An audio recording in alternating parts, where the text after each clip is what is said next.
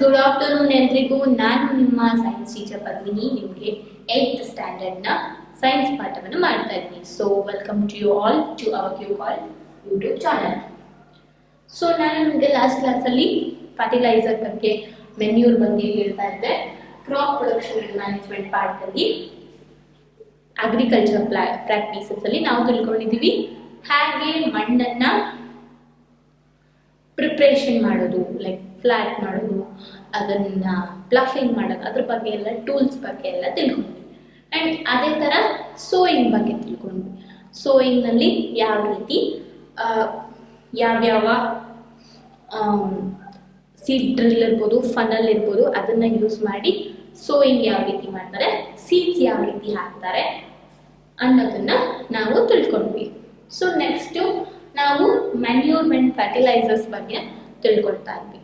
So manure ಬಂದ್ಬಿಟ್ಟು organic matter, plant waste, animal waste ಬಂದು ಡಿಕಂಪೋಸರ್ಸ್ನ ಸಹಾಯದಿಂದ ಡಿಕಂಪೋಸ್ ಆಗಿ ಮೆನ್ಯೂರ್ ಆಗಿರುತ್ತೆ. ಓಕೆನಾ? ಆ ಹ್ಯೂಮಸ್ಸನ್ನು ನಾವು ಮೆನ್ಯೂರ್ ಅಂತ ಹೇಳ್ತೀವಿ.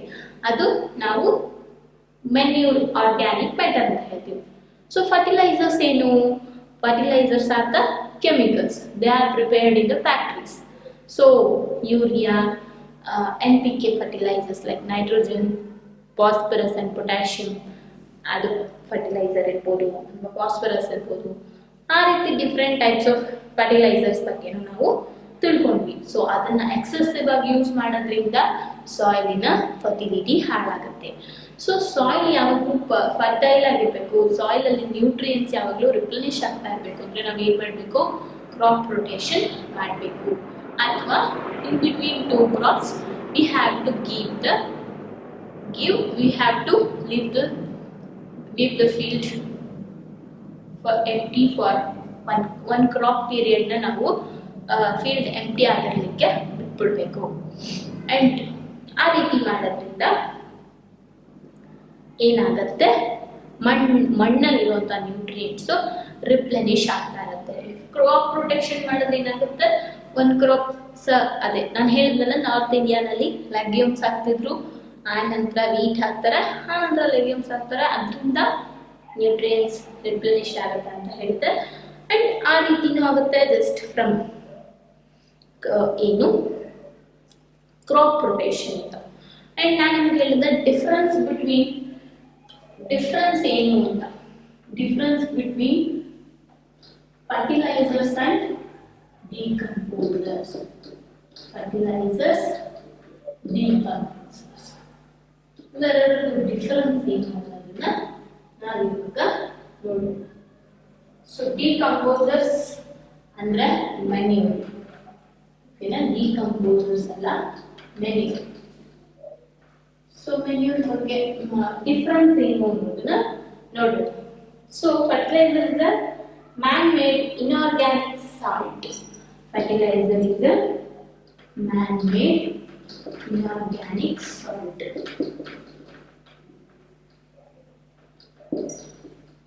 It is a chemical, alva?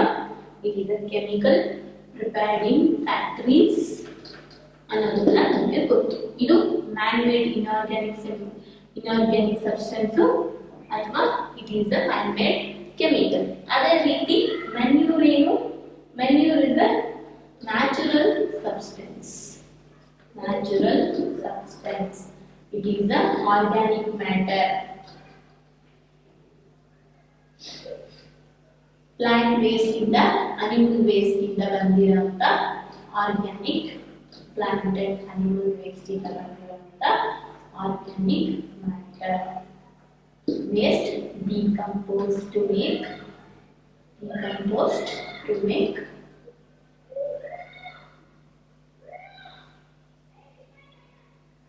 manure alva, organic matter. ಇದನ್ನ ಮೆನ್ಯೂರ್ ಅಂತ ಕರೀತೀವಿ. ಅಂಡ್ ಇದು first point. Next point, fertilizers ಎಲ್ಲಿ ತಯಾರಾಗುತ್ತೆ? Fertilizers are prepared in factories ಅಲ್ಲಿ ತಯಾರಾಗುತ್ತೆ. ಬಟ್ ಮೆನ್ಯೂರ್ ಎಲ್ಲಿ ತಯಾರಾಗುತ್ತೆ ಅಂದ್ರೆ in the fields itself manure will be prepared with no use of chemical. ಇದು ನಮಗೆ ಫೀಲ್ಡ್ಸ್ ಅಲ್ಲಿನ ಪ್ರಿಪೇರ್ ಆಗುತ್ತೆ. And next, fertilizer does not provide any humus to the soil. Does not provide any humus. Does not provide any humus to the plant, to the soil. But manure ಏನ್ ಮಾಡುತ್ತೆ? Manure will provide lot of humus to the soil. And ಇದರಲ್ಲಿ ಇದು ಯಾವ humus ಕೊಡೋದಿಲ್ಲ, but ಇದು humus ಕೊಡುತ್ತೆ. So humus is rich in nutrients. So nutrients enhance ಆಗಲಿಕ್ಕೆ manure help ಮಾಡುತ್ತೆ. And ಅದೇ ತರ fertilizers are very rich in plant nutrients, just like rich in ಯಾವ್ಯಾವ್ದಿರ್ಬೋದು plant nutrients like nitrogen, potassium, phosphorus. ಈ ರೀತಿ ಹಲವಾರು nutrients ಇಂದ ಇದು ರಿಚ್ ಆಗಿದೆ.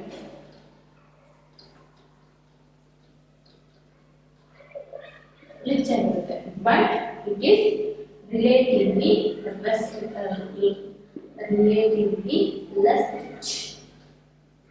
rich in nutrients. ಸೊ ಅದಕ್ಕೋಸ್ಕರನೇ ಎಲ್ಲರೂ ಏನ್ ಮಾಡ್ತಾರೆ, ಫರ್ಟಿಲೈಸರ್ಸ್ ನ ಯೂಸ್ ಮಾಡ್ತಾರೆ. ಬೇಗ ಗ್ರೋತ್ ಆಗ್ಬಿಡುತ್ತೆ, ಬೇಗ ಬೆಳೆ ಬಂದ್ಬಿಡುತ್ತೆ ಅಂತ ಬೆಳಿತಾರೆ. ಬಟ್ ಫರ್ಟಿಲೈಸರ್ಸ್ ಇಂದ ಹೆಲ್ತಿಗೂ ಸಹ ಒಳ್ಳೇದಲ್ವಾ, ಇಟ್ ಈಸ್ ಅನ್ಹೆಲ್ತಿ. ಓಕೆನಾ? And it is healthy. ಇದೊಂದು ಪಾಯಿಂಟ್ ನಾನು ಹೇಳ್ತೀನಿ, ಇಟ್ ಈಸ್ ಅನ್ಹೆಲ್ತಿ ಇಫ್ ನಾವು ಅದನ್ನ ಫರ್ಟಿಲೈಸರ್ ಯೂಸ್ ಮಾಡಿ ಬೆಳೆದಿರುವಂತ ಅಂತ ವೆಜಿಟೇಬಲ್ಸ್ ನ ಅಥವಾ ಯಾವುದೋ ಕ್ರಾಪ್ ನ ತಿನ್ನೋದ್ರಿಂದ ಕೂಡ ಅದು ಅನ್ಹೆಲ್ದಿ ಆಗಿರುತ್ತೆ. ಸೊ ಇದೇನ್ ಮಾಡುತ್ತೆ, ಇದು unhealthy to soil and also ನಮಗೂ ಸಹ ಅದು ಅನ್ಹೆಲ್ದಿ. ಸೊ ಏನಾಗುತ್ತೆ, ಫರ್ಟಿಲಿಟಿ ಲಾಸ್ ಆಗುತ್ತೆ. ಇಲ್ಲಿ ಫರ್ಟಿಲಿಟಿ ಲಾಸ್ ಆಗೋದಿಲ್ಲ, ಫರ್ಟಿಲಿಟಿ ಎನ್ಹ್ಯಾನ್ಸ್ ಆಗುತ್ತೆ.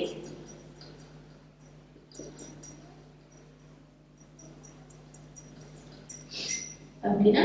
ಈ ರೀತಿ ಹಲವಾರು ಡಿಫ್ರೆನ್ಸಸ್ ಇದೆ. ಸೊ ಈಗ ನಿಮಗೆ ಗೊತ್ತಾಯ್ತು difference between fertilisers and manure. So ಯಾವುದು ಬೆಟರ್, ಯಾವುದು ಗುಡ್ ಚಾಯ್ಸ್ ಅಂದ್ರೆ manure is the good choice. And next ನಾವು ನೋಡೋಣ ಅಡ್ವಾಂಟೇಜಸ್ ಆಫ್ ಮ್ಯಾನ್ಯೂರ್. ಮ್ಯಾನ್ಯೂರ್ ಇಂದ ಏನ್ ಅಡ್ವಾಂಟೇಜಸ್ ಆಗುತ್ತೆ ಅನ್ನೋದನ್ನ ನೋಡೋಣ ನಾವು. The organic manure is considered better than fertilizers. Manure is better than fertilizers. Why? ಹಾಗೆ how ಅಂತ ಕೇಳೋದಾದ್ರೆ, this is because it enhances the water holding capacity. ಏನ್ ಮಾಡುತ್ತೆ, ನೀರನ್ನ ಹಿಡಿದಿಟ್ಕೊಳ್ಳಿಕ್ಕೆ, ರೀಗೇನ್ ಮಾಡ್ಕೊಳ್ಳಿಕ್ಕೆ ಮೆನ್ಯೂರು ಸಹಾಯ ಮಾಡುತ್ತೆ. ಒಂದು ಎಬಿಲಿಟಿ ಜಾಸ್ತಿ ಆಗುತ್ತೆ, ನೀರನ್ನ ಹಿಡಿದಿಟ್ಕೊಳ್ಳೋಕ್ಕೆ ಎಬಿಲಿಟಿ ಜಾಸ್ತಿ ಆಗುತ್ತೆ ಮಣ್ಣಿಗೆ. And it makes the soil porous due to which exchange of gases become easy. ಏನಾಗುತ್ತೆ ಅಂದ್ರೆ ಈ ಮೆನ್ಯೂರು ಪೋರಸ್ ಆಗಿರೋದ್ರಿಂದ ಎಕ್ಸ್ಚೇಂಜ್ ಆಫ್ ಗ್ಯಾಸಸ್ ಅಲ್ಲಾಗುತ್ತೆ. ಎಕ್ಸ್ಚೇಂಜ್ ಆಫ್ ಗ್ಯಾಸಸ್ ಆದ್ರೆ ಏನಾಗುತ್ತೆ, ರೂಟ್ಸ್ ಚೆನ್ನಾಗಿ ಬ್ರೀತ್ ಮಾಡುತ್ತೆ. ಅಂಡ್ ಒಳಗಡೆ ಬೆಳೆಯುವಂತ ಮೈಕ್ರೋ ಆರ್ಗ್ಯಾನಿಸಮ್ಸ್ ಇರ್ಬೋದು, ಅರ್ಥವಾರ್ಮ್ಸ್ ಇರ್ಬೋದು, ಅದೆಲ್ಲನೂ ಅದರ ಗ್ರೋತ್ಗೂ ಸಹ ಹೆಲ್ಪ್ ಆಗುತ್ತೆ. It increases the number of friendly microbes. So manure is food for microbes like earthworm and micro organisms. Microbes ಏನಿರುತ್ತಲ್ವೋ ಇದೊಂದು ಡೆಡ್ ಅಂಡ್ ಡಿಕೇಯಿಂಗ್ ಮ್ಯಾಟರ್ ಅಲ್ವಾ, ಇದನ್ನ ಫುಡ್ ಆಗಿ ತಗೊಳ್ಳೋದಕ್ಕಿಂತ ಮೈಕ್ರೋಬ್ಸ್ ಬರುತ್ತೆ. So it increases the number of friendly microbes. And ಅಷ್ಟೇ ಅಲ್ಲದೆ it improves the texture of the soil. Soil ನ ಟೆಕ್ಸ್ಚರ್ ಸಹ ಚೆನ್ನಾಗಿರೋ ತರ ಈ ಮೆನ್ಯೂರ್ ಮಾಡುತ್ತೆ. ಸೊ ಮೆನ್ಯೂರ್ನ ಯೂಸಸ್ ಅಡ್ವಾಂಟೇಜಸ್ ಏನು ಅಂದ್ರೆ ವಾಟರ್ ಹೋಲ್ಡಿಂಗ್ ಕೆಪಾಸಿಟಿ ಜಾಸ್ತಿ ಆಗುತ್ತೆ, ವಾಟರ್ ಹೋಲ್ಡಿಂಗ್ ಕೆಪಾಸಿಟಿ ಬರುತ್ತೆ. ಅಂಡ್ ವಾಟರ್ ಹೋಲ್ಡಿಂಗ್ ಕೆಪಾಸಿಟಿ ಅಷ್ಟೇ ಅಲ್ಲದೆ ಸಾಯಿಲ್ ಟೆಕ್ಸ್ಚರ್ ಚೆನ್ನಾಗಿ ಬರುತ್ತೆ, ಸಾಯಿಲ್ ಟೆಕ್ಸ್ಚರ್ ಎನ್ಹಾನ್ಸ್ ಆಗುತ್ತೆ. ಅಂಡ್ ಸೊ ಇದು ಪೋರಸ್ ಆಗಿರೋದ್ರಿಂದ Porus manure makes gas exchange easily, gas exchange ಆಗೋಕ್ಕೆ ಈಸಿಯಾಗಿ ಆಗೋಕ್ಕೆ ಸಾಧ್ಯ ಆಗುತ್ತೆ. ಅಂಡ್ ಅಷ್ಟೇ ಅಲ್ಲದೆ ಮೈಕ್ರೋಬ್ಸ್ ಬೆಳವಣಿಗೆಗೂ ಸಹ ಇದು it increases the microbes growth, increases microbes growth.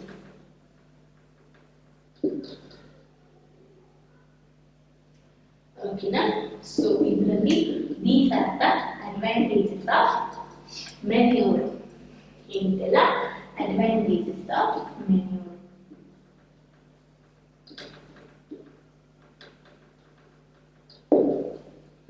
So ಈಗ ನಮಗೆ ಗೊತ್ತಾಯ್ತು ಮೆನ್ಯೂರ್ ಬಗ್ಗೆ ಮತ್ತು ಫರ್ಟಿಲೈಸರ್ ಬಗ್ಗೆ.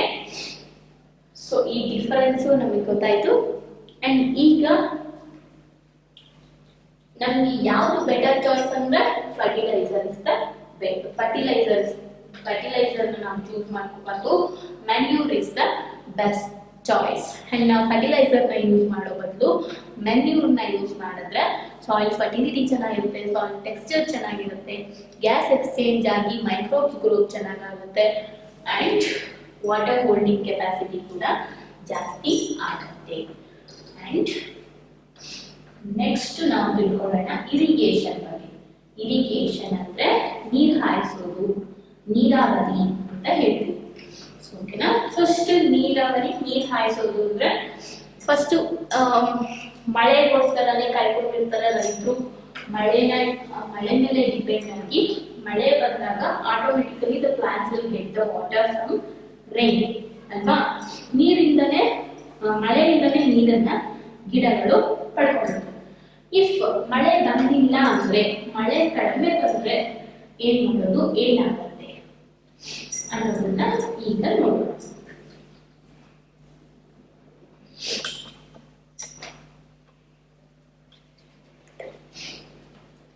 ಇರಿಗೇಷನ್ ಅಂದ್ರೆ ಏನು, ಇರಿಗೇಷನ್ ಅಲ್ಲಿ ಏನಾಗುತ್ತೆ ಅನ್ನೋದನ್ನ ನಾವಿವಾಗ ತಿಳ್ಕೊಳ್ಳೋಣ.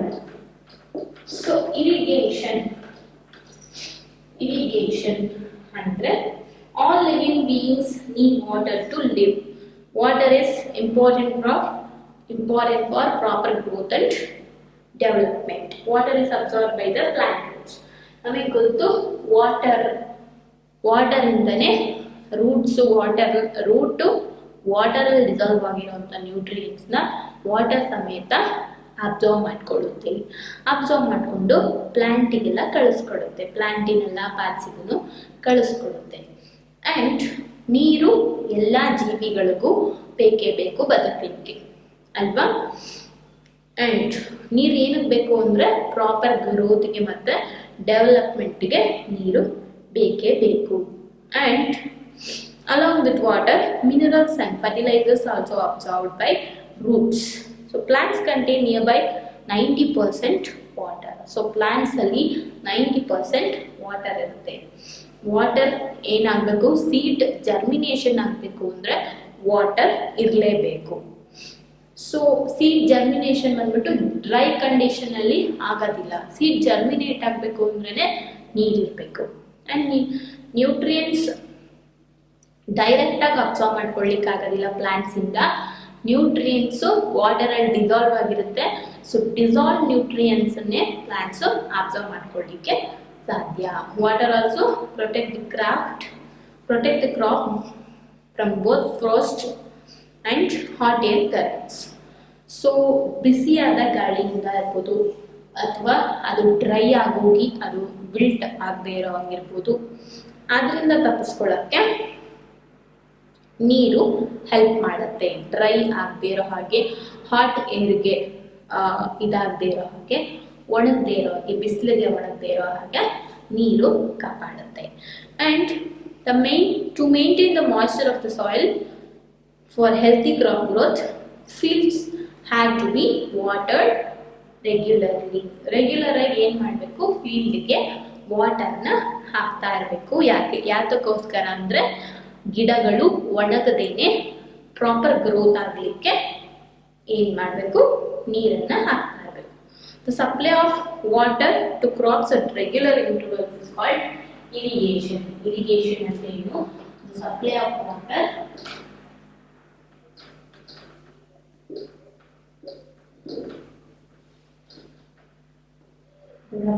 water to crops at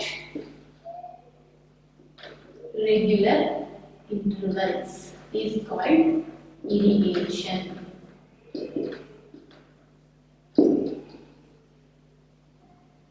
so regular ಆಗಿ ಗಿಡಗಳಿಗೆ ನೀರು ಹಾಯಿಸ್ತಾ ಇರಬೇಕು. ನೀರು ಹಾಕೋದನ್ನ ಏನು ಹೇಳ್ತೀವಿ, ಇರಿಗೇಷನ್ ಅಂತ ಹೇಳ್ತೀವಿ. The time and frequency of irrigation varies from crop to crop. So ಒಂದೊಂದು ಕ್ರಾಪ್ಗೆ ಒಂದೊಂದು ಥರ ನೀರು ಹಾಕಬೇಕು, ಒಂದೊಂದು ಟೈಮಲ್ಲಿ ನೀರು ಹಾಕಬೇಕು.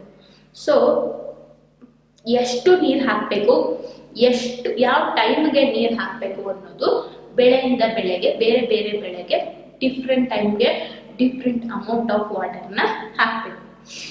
And soil to soil and season to season. ಬರೀ ಬೆಳೆಗಳೇ ಅಷ್ಟೇ ಅಲ್ಲದೆ ಮಳೆಗಾಲದಲ್ಲಿ ಮಳೆ ಬೀಳೋದ್ರಿಂದ ನೀರು ಕಡಿಮೆ ಹಾಕಬೇಕು. ಆ್ಯಂಡ್ ಸೀಸನ್ ಟು ಸೀಸನ್ ಅಂದರೆ ಬೇರೆ ಬೇರೆ ಸೀಸನಲ್ಲಿ ಬೇರೆ ಬೇರೆ ಅಮೌಂಟ್ ಆಫ್ ವಾಟರ್ನ ಹಾಕಬೇಕು. ಆ್ಯಂಡ್ ಲೈಕ್ ಫ್ರೋಸ್ಟ್ ಅಂದರೆ ಚಳಿ, ಅಂದರೆ ಸ್ನೋ, ಚಳಿಗೂ ಅದು ಜಾಸ್ತಿ ನೀರನ್ನ ಅಬ್ಸರ್ವ್ ಮಾಡ್ಕೊಳ್ಳಿಕ್ಕೆ ತೇವವಾಗಿ ಇರಬೇಕು, ಜಾಸ್ತಿ ಅದು ಇದು ಆಗಬಾರ್ದು. ಆ ಥರ ಬೆಳವಣಿಗೆ ಆಗಬೇಕು. ಸೊ ಒಂದೊಂದು ಮಣ್ಣು ಜಾಸ್ತಿ ನೀರನ್ನು ಹಿಡಿದಿಟ್ಕೊಳ್ಳುತ್ತೆ, ಕೆಲವೊಂದು ಮಣ್ಣಿಗೆ ಕೂಡ ಕಡಿಮೆ ನೀರು, ಕೆಲವೊಂದು ಮಣ್ಣಿಗೆ ಜಾಸ್ತಿ ನೀರನ್ನು ಹಾಕ್ತಾ ಹೋಗಬೇಕು. And in summer the frequency of watering is higher. Summer ಸೀಸನ್ನಲ್ಲಿ ಜಾಸ್ತಿ ನೀರು ಹಾಕಬೇಕು. ಯಾಕೆ ಅಂದರೆ ಸಮ್ಮರಲ್ಲಿ ಹಾಟ್ ಕಂಡೀಷನ್ ಇರೋದ್ರಿಂದ ನೀರೆಲ್ಲ ಡ್ರೈ ಆಗಿಬಿಟ್ಟಿರುತ್ತೆ, ಎವಾಪ್ರೇಟ್ ಆಗಿಬಿಟ್ಟಿರುತ್ತೆ. ಅದರಿಂದ ಜಾಸ್ತಿ ನೀರನ್ನು ಹಾಕಬೇಕು. Could it be due to the increase rate of evaporation of water from the soil and the leaves. So summer ಸೀಸನ್ನಲ್ಲಿ ಟ್ರಾನ್ಸ್ಪಿರೇಷನ್ ಜಾಸ್ತಿ ಆಗುತ್ತೆ. ಆ್ಯಂಡ್ ಅದು ಅಷ್ಟೇ ಅಲ್ಲದೆ ಎವಾಪ್ರೇಟ್ ಆಗಿಬಿಡುತ್ತೆ. ಗಿಡದಲ್ಲಿರುವಂಥ ನೀರು ಎವಾಪ್ರೇಟ್ ಆಗಿಬಿಡುತ್ತೆ, ಮಣ್ಣಲ್ಲಿರುವಂಥ ನೀರೆಲ್ಲ ಎವಾಪ್ರೇಟ್ ಆಗಿಬಿಟ್ಟು ಮಣ್ಣು ಡ್ರೈ ಆಗಿಬಿಡುತ್ತೆ. ಅದಕ್ಕೋಸ್ಕರ ಜಾಸ್ತಿ ಫ್ರೀಕ್ವೆನ್ಸಿ ಆಫ್ ವಾಟರ್ನ ಜಾಸ್ತಿ ಮಾಡಬೇಕು. Frequency of watering higher in the summer. And ಉಜು ಅವರೇನೋ ಹೇಳ್ತಿದ್ರೆ, I am very careful this year about watering the plants. Last summer my plants dried up and died. So ಪೂಜೋ ಅವರು ಪ್ಲಾಂಟ್ಸ್ನ ಬೆಳೆಸ್ತಾ ಇದ್ರು. ಲಾಸ್ಟ್ ಸಮ್ಮರಲ್ಲಿ ಅವರು ನಾರ್ಮಲ್ಲಾಗೆ ನೀರು ಹಾಕಿದ್ದಾರೆ. ಸೊ ಗಿಡ ಎಲ್ಲ ಒಣಗೋಗಿ ಸತ್ತೋಯ್ತಂತೆ. ಸೊ ಅದಕ್ಕೋಸ್ಕರ ಈ ವರ್ಷ ಹುಷಾರಾಗಿ ಅವರು ಸಮ್ಮರ್ ಸೀಸನಲ್ಲಿ ಜಾಸ್ತಿ ನೀರನ್ನು ಹಾಕ್ತೀನಿ ಅಂತ ಹೇಳ್ತಾ ಇದ್ದಾರೆ. ಆ್ಯಂಡ್ ಇರಿಗೇಷನ್ ಅಂದರೆ ನ್ಯಾಚುರಲ್ ಆಗಿ ಮಳೆ ಬಂದು ಮಣ್ಣು ನೀರನ್ನು ಅಬ್ಸರ್ವ್ ಮಾಡ್ಕೊಳ್ಳೋದು ರೈನು. ಹಲವಾರು ಫಾರ್ಮರ್ಸು ಈಗಲೂ ಸಹ ಮಳೆಗೋಸ್ಕರ ಕಾಯ್ದು ಮಳೆಯಿಂದ ಬೆಳೆಯನ್ನು ಪಡ್ಕೊಳ್ತಾರೆ. ಆ್ಯಂಡ್ ಬಟ್ ಎಲ್ಲಿ ಮಳೆ ಕಡಿಮೆ ಇರುತ್ತೋ, ಮಳೆನೇ ನಂಬ್ಕೊಂಡಿರೋಕ್ಕಾಗೋದಿವು, ಟೈಮ್ ಟು ಟೈಮ್ ಮಳೆ ಬರಲ್ಲ, ಈಗ ತುಂಬ ವೇರಿ ಆಗ್ತದೆ ಅಲ್ವಾ ಮಳೆ ಬರೋದು. ಅದಕ್ಕೋಸ್ಕರ ಇವಾಗ ಇರಿಗೇಷನ್ ಅಂದರೆ ಬೇರೆ ನೀರಾವರಿ ಪದ್ಧತಿ ಅಂತ ಹೇಳ್ತೀವಿ. ಸೊ ನೀರು ಹಾಯಿಸೋದು, ಬೇರೆ ಒಂದು ಸೋರ್ಸಿಂದ ನೀರನ್ನು ತೆಗೆದು ಪ್ಲಾಂಟ್ಸ್ಗಳಿಗೆ ಕೊಡೋದು, ಅದನ್ನು ಇರಿಗೇಷನ್ ಅಂತ ಹೇಳ್ತೀವಿ. ಸೊ ಸೋರ್ಸಸ್ ಆಫ್ ಇರಿಗೇಷನ್ ಏನು? ಇರಿಗೇಷನ್ ಮಾಡಲಿಕ್ಕೆ ನೀರು ಎಲ್ಲಿಂದ ಬರುತ್ತೆ, ಹೇಗೆ ಬರುತ್ತೆ? So the sources of water for irrigations are wells, tube wells, ponds, lakes, rivers, dams and canals. So ತುಂಬ ತರಹದ ಸೋರ್ಸ್ ಇದೆ. Wells, tube wells, lake, pond, river, dam, pond, lake, river, dams and canals. Canals ಅಂದ್ರೆ ಕಾಲುವೆಗಳು, ಕಾಲುವೆ, ಬಾವಿ, ಕೊಳವೆ ಬಾವಿ, ನದಿ, ಝರಿತೊರೆ ಅಂತದ್ದೆಲ್ಲದನ್ನು ಅವರು ಸೋರ್ಸ್ ಮಾಡ್ಕೊಂಡಿರ್ತಾರೆ. ಸೊ ಇರಿಗೇಷನ್ ಅಲ್ಲಿ ನಾವಿವಾಗ ಎರಡು ತರ ನೋಡ್ಬೋದು. ಆ ಎರಡು ತರ ಏನು ಅಂತ ಹೇಳಿದ್ರೆ, ಒಂದು ಏನ್ಷಿಯಂಟ್ ಟೈಮ್ಸ್ ಅಲ್ಲಿ ಟ್ರೆಡಿಷನಲ್ ಮೆಥಡ್ ಇದೆ. ಆ ಟ್ರೆಡಿಷನಲ್ ಮೆಥಡ್ ಯಾವ್ಯಾವುದು ಅಂತ ಹೇಳಿದ್ರೆ, so traditional methods of irrigation. The water available in wells, lakes and canals is lifted by different methods in different regions for taking it to the fields. So ಏನ್ ಮಾಡ್ತಾರೆ ಅಂದ್ರೆ, ಬಾವಿಯಿಂದ, ಈ ಟ್ಯೂಬ್ ವೆಲ್ಸ್ ಇಂದ, lake, pond, river, ಇದರಿಂದ ಯಾವ್ದ್ರಿಂದನಾದ್ರೂ ನೀರನ್ನ different methods ಅಲ್ಲಿ ಅಂದ್ರೆ ಡಿಫ್ರೆಂಟ್ ರೀಜನ್ ಅಲ್ಲಿ ಡಿಫ್ರೆಂಟ್ ಆಗಿ ಇದನ್ನೆಲ್ಲ ನೀರನ್ನ ತಗೊಂಡು ಫೀಲ್ಡ್ಸ್ಗೆ ಹಾಕ್ತಾರೆ. ಸೊ ಯಾವ ತರ ಮಾಡ್ಬೋದು ಅಂತ ಹೇಳಿದ್ರೆ, cattle or human labour is used in this methods. So just like ಇವಾಗ ನೀರು ತಗೊಂಡು ಈ ಸೋರ್ಸ್ ಇಂದ ಕೆಲವೊಂದು ಮೆಥಡ್ ಇಂದ ನೀರನ್ನ ತಗೊಂಡು ಅವರು ಫೀಲ್ಡ್ಗೆ ಹಾಕ್ತಾರೆ. ಸೊ ಆ ತರ ಹಾಕೋದಕ್ಕೆ ಇವರು ಕ್ಯಾಟಲ್ನ ಅಥವಾ ಹ್ಯೂಮನ್ ಲೇಬರ್ನು ಸಹ ಯೂಸ್ ಮಾಡಿಕೊಂಡು ಹಾಕ್ತಾರೆ. So these methods are cheaper but less efficient. So traditional methods,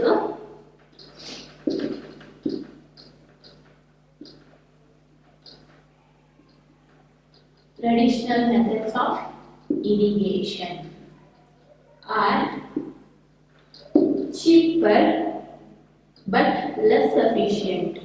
ಇದು ಕಡಿಮೆ ಖರ್ಚಲ್ಲಿ ಆಗತ್ತೆ, ಆದ್ರೆ ಅಷ್ಟು ಎಫಿಷಿಯೆಂಟ್ ಆಗಿ ಎಲ್ಲಾ ಪ್ಲಾಂಟಿಗೂ ಕರೆಕ್ಟ್ ಆಗಿ ನೀರಿನ ಸಪ್ಲೈ ಆಗೋದಿಲ್ಲ ಮತ್ತು ತುಂಬಾ ಟೈಮ್ ಹಿಡಿಸುತ್ತೆ. Cheaper but less efficient and takes lot of time. So ಅದು ತುಂಬಾ ಟೈಮ್ ಅನ್ನು ಸಹ ತಗೊಳ್ಳುತ್ತೆ.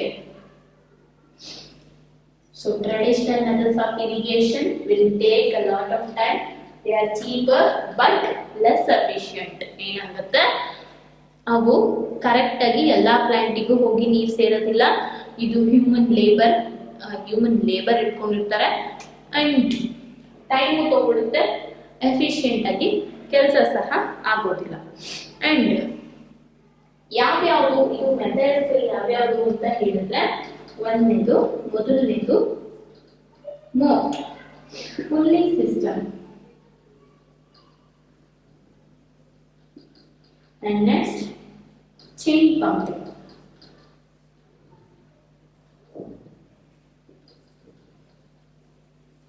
and Dekli system. Dekli ಅಂತ ಯಾರಾದ್ರೂ ಕೇಳಿದ್ದೀರಾ? Dekli ಅಂದ್ರೆ ಏತ ಕೇಳಿದ್ದೀರಾ, ನೋಡಿದ್ದೀರಾ? ಸೊ ಯೋಚನೆ ಮಾಡ್ತಾ ಇರಿ. ಅಂಡ್ ನಂತರ ಲಾಸ್ಟ್ ರಾಹತ್ ಅಂದ್ರೆ ಲೀವರ್ ಸಿಸ್ಟಮ್.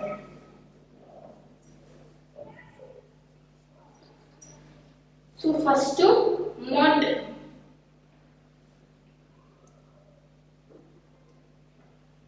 ಮೋಡ್ ಸಿಸ್ಟಮ್ ಅಲ್ಲಿ ಏನಾಗುತ್ತೆ ಅಂದ್ರೆ, ಜಸ್ಟ್ ಲೈಕ್ ಏನು ಬಾವಿಯಿಂದ ನೀರು ಸೇರ್ತೀವಲ್ಲ ಆ ತರ ಏನಾಗುತ್ತೆ ಅಂದ್ರೆ, ಜಸ್ಟ್ ಲೈಕ್ ಒಂದು ಬಾವಿ ಅಂತ ಅನ್ಕೊಳ್ಳೋಣ. ಬಾವಿಯಿಂದ ಈ ಪುಲಿ ಸಿಸ್ಟಮ್ ಅಲ್ಲಿ ನೀರು ತೆಗಿತಾರೆ. ಯಾವ ರೀತಿ ಅಂತ ಹೇಳಿದ್ರೆ, ಮನುಷ್ಯನೇ ಹೋಗಿ ನೀರು ಬಾವಿಯಿಂದ ಸೇದೋದಲ್ಲ,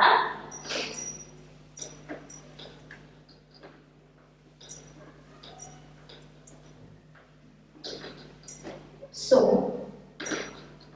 ಒಂದು ಬಾವಿ ಅಂತ ಅನ್ಕೊಳ್ಳೋಣ, ಓಕೆನಾ? ಒಂದು ಬಾವಿ ಈ ರೀತಿ ಬಾವಿ ಇರುತ್ತೆ.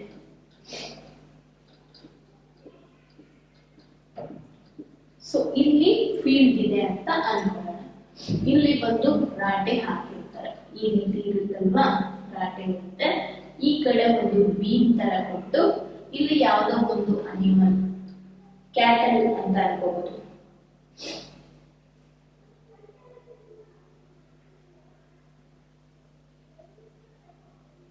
ಸೊ ಇಲ್ಲಿ ಯಾವುದು ಕವು ಅಲ್ಲ, ಲೈಕ್ ಎತ್ತುಗಳು ಬ್ಲಾಫಿಂಗ್ ಮಾಡ್ಲಿಕ್ಕೆ ಎತ್ತುಗಳು ಉಪಯೋಗಿಸ್ತಾರಲ್ಲ ಅದು, ಅಥವಾ ಕ್ಯಾಮಲ್ಸ್ ಅಥವಾ ಯಾವ್ದಾದ್ರು ಬೇರೆ ಪ್ರಾಣಿಗಳು ಇಲ್ಲಿ ಕಟ್ಟಿ ಇಲ್ಲಿ ಎಳಿತಾ ಇರ್ತವೆ. ಅಂಡ್ ಹಿಂದಕ್ಕೆ ಬಂದ್ರೆ ಇಲ್ಲಿ ಒಳಗಡೆ ಬಕೆಟ್ ಇರುತ್ತೆ, ಬಕೆಟ್. ಸೊ ಈ ಅನಿಮಲ್ಸ್ ಮುಂದೆ ಹೋದಾಗ ಈ ಬಕೆಟ್ ಮೇಲೆ ಬರುತ್ತೆ. ಅಂಡ್ ಹಿಂದೆ ಬಂದಾಗ ಈ ಬಕೆಟ್ ಒಳಗಡೆ ಹೋಗಿ ನೀರನ್ನ ತಗೊಂಡು ಬಂದು ಇಲ್ಲೊಬ್ಬ ಮನುಷ್ಯ, ಒಂದು ಹ್ಯೂಮನ್ ನಿಂತ್ಕೊಂಡು ಈ ನೀರನ್ನ ಈ ಕಡೆ ಫೀಲ್ಡ್ಗೆ ಹಾಕ್ತಾನೆ. ಜಸ್ಟ್ ಲೈಕ್ ಕೆನಲ್ಸ್ ತರ ಮಾಡ್ಬಿಟ್ಟಿರ್ತಾರೆ. ಈ ಕೆನಲ್ಸ್ಗೆ ನೀರು ಈ ರೀತಿ ಎಲ್ಲ ಕೆನಲ್ ಸಿಸ್ಟಮ್ ಮಾಡ್ಕೊಂಡಿರ್ತಾರೆ. ಈ ನೀರ್ನ ಈ ಕೆನಲ್ಗೆ ಹಾಕಿದ್ರೆ ಇದೆಲ್ಲ ಇಲ್ಲಿ ಹರಿದು ಇಲ್ಲಿ ಎಲ್ಲ ಸರಿಯಾಗಿ ಹೋಗುತ್ತೆ. ಅಂಡ್ ನಾನು ಹೇಳಿದ್ರೆ ಇದು ಸಫಿಶಿಯಂಟ್ ಅಂತ. ಸೊ ನೀರು ಎಲ್ಲಾ ಕಡೆಗೂ ಪ್ರಾಪರ್ ಆಗಿ ಹೋಗುತ್ತೆ ಅನ್ನೋದನ್ನ ಹೇಳಕ್ಕಾಗೋದಿಲ್ಲ. ಬಟ್ ಅನಿಮಲ್ ಇಲ್ಲಿ ಎಳೆಯುತ್ತೆ, ಇಲ್ಲಿ ಬಕೆಟ್ ಇಂದ ನೀರು ಹೋಗಿ ಇಲ್ಲಿ ಸೇರುತ್ತೆ. ಇದನ್ನ ಮೋಟರ್ ಅಂತ ಹೇಳ್ತೀವಿ. And next chain pump. Chain pump ಬಂದ್ಬಿಟ್ಟು ಒಂದು ದೊಡ್ಡ ಹಳ್ಳದಲ್ಲಿ ಅಥವಾ ಇದು ಬಂದ್ಬಿಟ್ಟು ಬಾವಿನಲ್ಲ, ಇದು ಮೋಟರ್ ಅಂತ ಹೇಳಿದ್ನಲ್ವಾ, ಇದು ಬಾವಿಯಿಂದ ನೀರು ಸೇರೋ ತರ ಇದು ರಾಟೆ. ಈ ರಾಟೆಯಿಂದ ಜಸ್ಟ್ ಲೈಕ್ ನೀರು ಸೇರ್ತಾರೆ, ತಂದು ಹೋಗ್ತಾರೆ. ಅಂಡ್ ಮಂಚಾನೆ ಮಾಡಕ್ಕಾಗಲ್ಲ, ತುಂಬಾ ಮೋರ್ ನಂಬರ್ ಆಫ್ ಟೈಮ್ಸ್ ಮಾಡ್ಬೇಕಲ್ಲ, ಅದಕ್ಕೆ ಅನಿಮಲ್ ಎಳೆಯುತ್ತೆ, ಹಾಕ್ತಾರೆ, ನೀರು ತಗೊಂಡೋಗಿ ಹಾಕ್ತಾರೆ. ಅಂಡ್ ಚೈನ್ ಪಂಪ್ ಅಂದ್ರೆ ಬಂದ್ಬಿಟ್ಟು ಒಂದು ಹಳ್ಳದಲ್ಲಿ ನೀರಿರುತ್ತೆ ಅಂತ ಅನ್ಕೊಳ್ಳೋಣ. ಹಳ್ಳದಲ್ಲಿ ನೀರಿದ್ರೆ ಒಂದು ಚಕ್ರ ಇರುತ್ತೆ. ಆ ಚಕ್ರದಲ್ಲಿ ಬಕೆಟ್ ನ ಕಟ್ಟಿರ್ತಾರೆ. ಸೊ ಇಲ್ಲಿ ಬಕೆಟ್ ನೀರ್ನ ತಗೊಂಡು ಬರುತ್ತೆ. ಇಲ್ಲೊಂದು ಕಾಲ್ಗಡೆ ಮಾಡಿರ್ತಾರೆ, ಈ ಕಡೆ ಫೀಲ್ಡ್ ಅಂತ ಅನ್ಕೊಳ್ಳೋಣ. ಸೊ ಈ ಬಕೆಟ್ ವಾಟರ್ ಯಾವ ಕಡೆ ಓವರ್ ಆಗುತ್ತೆ, ಈ ಕಡೆ ಆಗುತ್ತೆ ಅಲ್ವಾ. ನೀರು ಬಂದು ಇಲ್ಲಿ ಹೋಗುತ್ತೆ, ಈ ನೀರು ಹೋಗ್ಬಿಟ್ಟು ಈ ಕಡೆ ಕ್ರಾಪಿಗೆ ಹೋಗಿ ಸೇರುತ್ತೆ. ಸೊ ಇದು ರೊಟೇಟ್ ಆಗ್ತಾ ಇರುತ್ತೆ. ಇದನ್ನ ಜಸ್ಟ್ ಲೈಕ್ ಒಂದು ಇದು ಒಂಥರ ಹ್ಯಾಂಡ್ ತರ ಕೊಟ್ಟು ಮನುಷ್ಯನ ತಿರುಗಿಸ್ತಾರೆ, ಅಥವಾ ಸ್ವಲ್ಪ ಇದನ್ನ ತಿರುಗಿಸಿದ್ರೆ ಈ ಚಕ್ರ ತಿರುಗುತ್ತೆ.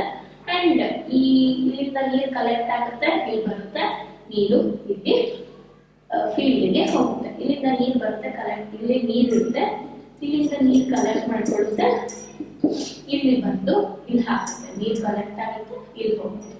ಅಂಡ್ ಇದು ಚೈನ್ ಪಂಪ್. ಓಕೆನಾ. ಸೊ ಡೇಕ್ಲಿ ಅಂದ್ರೆ ಏತ. ನೀವು ಈ ಡೇಕ್ಲಿನ ನೋಡಿರ್ತೀರ, ಏತ ಇದು ನಾರ್ಮಲ್ ಆಗಿ ನೋಡಿರ್ತೀರ. ಯಾವ ರೀತಿ ಅಂತ ಹೇಳಿದ್ರೆ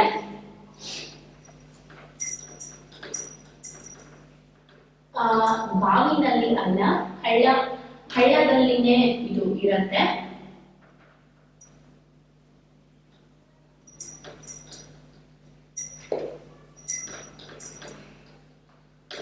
ಯಾವ ರೀತಿ ಆಗುತ್ತೆ ಏತ ಅನ್ನೋದ್ರಲ್ಲಿ ಅಂತ ನೋಡಿದ್ರೆ, ನೀವು ಮೂವೀಸ್ ಅಲ್ಲಿ ಅಥವಾ ನೋಡಿರಬಹುದು ಎಲ್ಲಾದ್ರೂ ಏತ ಅನ್ನೋದನ್ನ. ಜಸ್ಟ್ ಲೈಕ್ ಒಂದು ನದಿ ಅಥವಾ ಹಳ್ಳ, ಈ ರೀತಿ ಹಳ್ಳ ಅಥವಾ ಇಲ್ಲಿ ನೀರು ಇರುತ್ತೆ ಅಂತ ಅನ್ಕೊಳ್ಳೋಣ. ಸೊ ಈ ಕಡೆ ನಮ್ಮ ಫೀಲ್ಡ್ ಇದೆ, ಈ ಕಡೆ ಫೀಲ್ಡ್. ಅಂಡ್ ಇಲ್ಲಿ ಏನಾಗುತ್ತೆ ಅಂದ್ರೆ, ಇಲ್ಲಿ ಒಂದು ಕಂಬ ನೆಟ್ಟಿರ್ತಾರೆ, ಅದು ಈ ರೀತಿ ವಿ ನೆಟ್ಟಿರುವಂಥದ್ದು, ವೈ ತರ ಇರುವಂಥದ್ದು, ವಿ ನೆಟ್ಟಿರುವಂಥದ್ದು ಕಂಬ ನೆಟ್ಟಿರ್ತಾರೆ. ಅಂಡ್ ಇದಕ್ಕೆ ಬಂದ್ಬಿಟ್ಟು ಒಂದು ಕೋಲ್ ಬಿಟ್ಟಿರ್ತಾರೆ, ಈ ರೀತಿ ಕೋಲ್ ಬಿಟ್ಟು ಈ ಕಡೆ ಇದಕ್ಕೆ ಬಕೆಟ್ ಕಟ್ಟಿರ್ತಾರೆ, ಬಕೆಟ್. ಓಕೆನಾ. ಸೊ ಜಾಸ್ತಿ ದೂರ ಹೋಗೋದು, ಈ ಹಳ್ಳದೊಳಗೆ ಹೋಗೋ ತರ ಮಾಡ್ಬೇಕು ಅಲ್ವಾ, ಈ ರೀತಿ ಅಂತ ಅನ್ಕೊಳ್ಳೋಣ. ಸ್ವಲ್ಪ ಈ ಕಡೆ ಮಾಡೋಣ.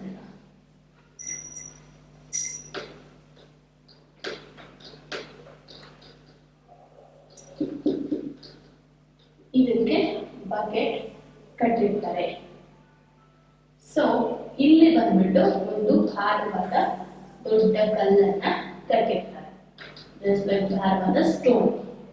ಈಗ ಈ ಸ್ಟೋನ್ ಇದ್ರ ಸಹಾಯದಿಂದ ಏನಾಗುತ್ತೆ, ಇಡೀ ಮೂವ್ಮೆಂಟ್ ನಡೆಯುತ್ತೆ ಹೀಗೆ. ಸೊ ಈ ನೀರನ್ನ ಈ ಕಡೆ ಬಗ್ಸಿ ಇಲ್ಲೊಬ್ಬ ಮನುಷ್ಯ ನಿಂತ್ಕೊಂಡು ಈ ನೀರನ್ನ ಇಲ್ಲಿಂದ ತಗೊಂಡು ಫೀಲ್ಡ್ಗೆ ಹಾಕ್ತಾನೆ. ಸಮ್ ಕೆನಾಲ್ಸ್ ಮಾಡಿರ್ತಾನೆ, ನಾನು ಹೇಳಿದ್ನಲ್ಲ ಈ ರೀತಿ ಕೆನಾಲ್ಸ್ ಫೀಲ್ಡ್ ಲೈನ್ಸ್ ಕೊಟ್ಟಿರ್ತಾರೆ, ಇಲ್ಲಿ ನೀರು ತಗೊಂಡು ಇಲ್ಲಿ ಹಾಕ್ತಾರೆ. ಈ ಭಾರವಾದ ವಸ್ತು ಪುಲ್ ಮಾಡೋದ್ರಿಂದ, ಇಲ್ಲಿ ಎಳೆಯೋದ್ರಿಂದ ಇದು ಮೇಲೆ ಹೋಗುತ್ತೆ. ಅಂಡ್ ಅದು ಸ್ವಲ್ಪ ಲೂಸ್ ಬಿಟ್ರೆ ಇದು ಭಾರ ಕೆಳಗಡೆ ಬರುತ್ತೆ. ಅಂಡ್ ಈ ಬಕೆಟ್ ನ ಸಹಾಯದಿಂದ ನೀರನ್ನ ಹಾಕ್ತಾ ಇರ್ತಾರೆ. ಇದು ಡೇಕ್ಲಿ ಸಿಸ್ಟಮ್. ಓಕೆನಾ? ಅಂಡ್ ಇನ್ನೊಂದು ಸ್ವಲ್ಪ ಕಾಂಪ್ಲಿಕೇಟೆಡ್ ಸಿಸ್ಟಮ್ ಇದು. ಇನ್ನೊಂದು ಬಂದ್ಬಿಟ್ಟು ರಾಹತ್ ಸಿಸ್ಟಮ್. ರಾಹತ್ ಸಿಸ್ಟಮ್ ಅಲ್ಲಿ ಯಾವ ರೀತಿ ಆಗುತ್ತೆ ಅಂತ ಹೇಳಿದ್ರೆ,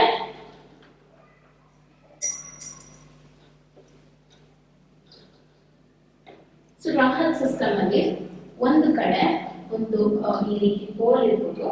ಈ ಪೋಲ್ಗೆ ಒಂದು ಬೀಮ್ ಅಡ್ಜಸ್ಟ್ ಮಾಡಿ ಒಂದು ಅನಿಮಲ್ ನ ಕಟ್ಟಿರ್ತಾರೆ. ಯಾವ್ದಾದ್ರು ಒಂದು ಅನಿಮಲ್ ಲೈಕ್ ಬುಲ್, ಕ್ಯಾಮಲ್, ಈ ರೀತಿ ಯಾವ್ದಾದ್ರು ಒಂದು ಅನಿಮಲ್ ನ ಕಟ್ಟಿರ್ತಾರೆ. ಕಟ್ಟಿ ಇದರ ಮೋಷನ್ ಮುಖಾಂತರ ಇದರಿಂದ ಕನೆಕ್ಟ್ ಆಗಿರುತ್ತೆ. ಇಲ್ಲಿ ಒಂದು ನೀರು ಇರುವಂತ ಜಾಗದಲ್ಲಿ ಒಂದು ಚಕ್ರ ಹಾಕಿರ್ತಾರೆ. ಈ ಚಕ್ರದಲ್ಲಿ ಹಲವಾರು ಬಕೆಟ್ಗಳು ಕನೆಕ್ಟ್ ಆಗಿರ್ತವೆ.